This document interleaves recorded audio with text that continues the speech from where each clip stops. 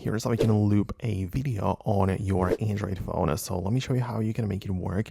If it's your first time in here, definitely subscribe for more tips and explanations like this one. Well, you can use multiple different gallery apps, but for this particular purpose, I believe that the Google Photos is the best option because you can open it up like this.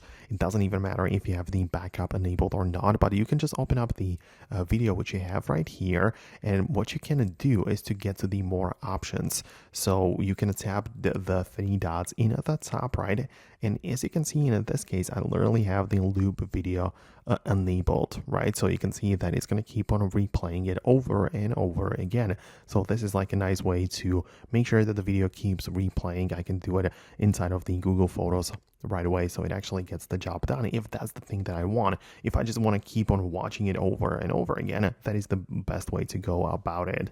However, you can as well get a video editor, for example, CapCut or something else, where you can import the clip into the timeline and just duplicate it as many times as you want, right? So for example, you have a 5-second long clip, but you duplicate it like 10 or 12 times and you end up with a minute-long video of the same clip being looped over and over again, which you can then export. And as I said, you have a 1-minute long video of the same 10-second or 5-second clip being repeated over and over again. So that is like a different way or different approach to this, but there would be another possibility. So I hope it makes sense. If you have any further questions about this, go ahead and leave them below in the comments. It's possible I'll make an updated video about that, but for now, that's it. And I will see you in the next videos too.